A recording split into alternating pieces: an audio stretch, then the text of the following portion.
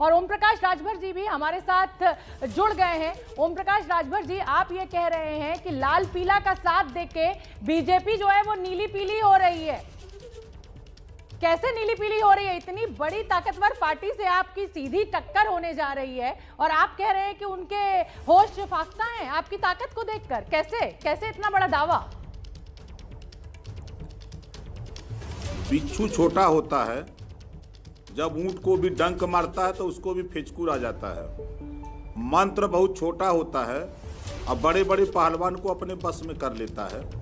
और कृष्ण भगवान बहुत छोटे थे लेकिन पूरे देश में अपनी ख्याति को हासिल किया।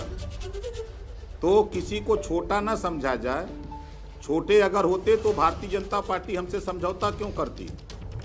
हमारे पास ताकत नहीं होती तो भारतीय जनता पार्टी समझौता हमसे क्यों करती? तो हमारे पास वो कुव्वत है, चुनाव लड़ने की कुव्वत है, चुनाव जीतने की कुव्वत है, सरकार बनवाने की कुव्वत है। ये हम लोगों ने हासिल किया है।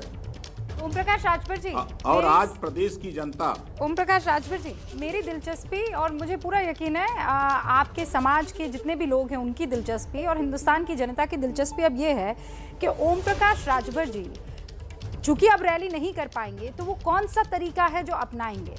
क्या आप लोग डिजिटली इतने स्ट्रांग हैं? ओम प्रकाश राजभर जी अब किस पैमाने पर या किस डायरेक्शन में जाकर अपनी जनता से, अपने वोटर से जुड़ेंगे?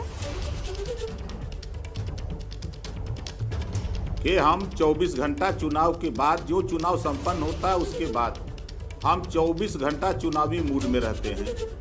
हम अपने वोटरों के बीच में जाकर के, जो वंचित पिछड़ा दलित अल्पसंख्यक है उसके बीच में जाकर के हमने उनको बता दिया है कि भारतीय जनता पार्टी ने जो वादा किया था महंगाई कम करने का, 2 करोड़ नौजवानों को रोजगार देने का, 15-15 लाख देने का, सबका साथ सबका विकास की जो बात किया था वो अपने वादे से मुकर गई।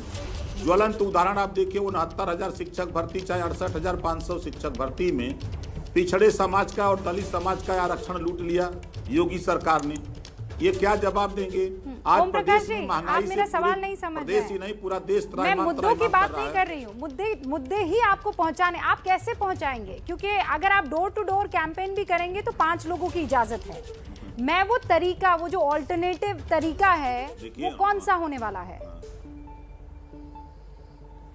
देखिए, जहाँ वोट पड़ना है, जिस बूथ पर वोट पड़ना है, हमारा संगठन, हमारे जितने भी घटक दल हैं, हम मोर्चे के लोग, हम लोग बूथ पे कमेटी, सेक्टर पे कमेटी, ब्लॉक पे कमेटी, विधानसभा और जिले पे हम लोगों ने पूरी कमेटी बना लिया है। हम लोगों ने पूरी फौज तैयार कर रखा है चुनाव लड़ने के लिए।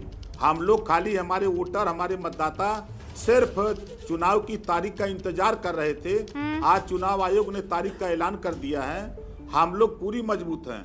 आज जहाँ तक आपने कहा कि डिजिटल प्रचार का, आपका सवाल है कि डिजिटल प्रचार का, तो चुनाव आयोग ने ही राष्ट्रीय पार्टी को पंजीकृत किया, राज्य दल को पंजीकृत किया और क्षेत्रीय दलों को।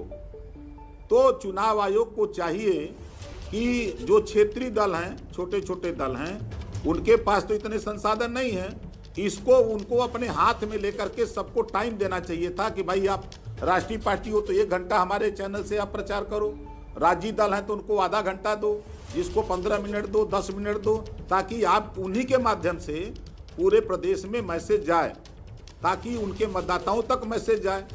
तो अब बड़ी पार्टियां हैं प्रदेश और देश में जो सत्ता छीन रही हैं, उनके पास संसाधन है, लेकिन हम लोग सीमित संसाधनों का, हम मान्यवर कांशीराम जी के विचारधारा के हैं।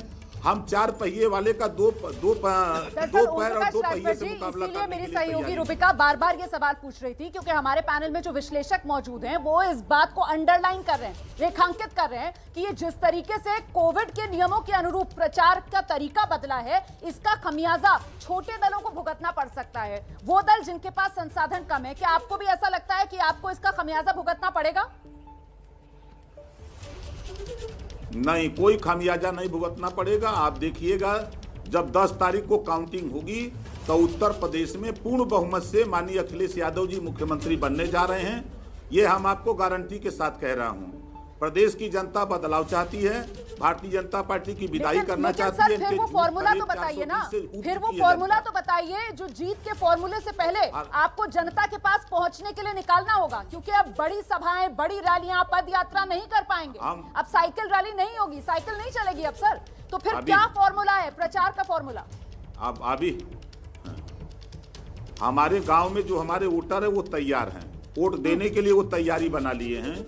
मैंने तो देखा जो डिजिटल प्रचार का माध्यम जो चुनाव आयोग बता रहा है, अभी हमारे मुख्यमंत्री जी ने वो टैबलेट बांटा था, तमाम बड़ी बड़ी स्क्रीन लगा करके गाड़ियों में घुमाया और उनकी स्क्रीन के सामने कोई सिंगल आदमी भी दिखाई नहीं दिया। तो इनके स्क्रीन से सब उब गए हैं, इनके कारनामे से उब गए हैं।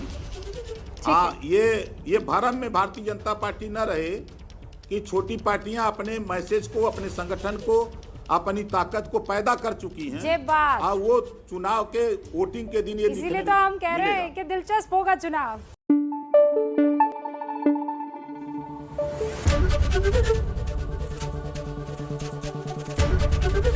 एबीपी न्यूज आपको रखे आगे।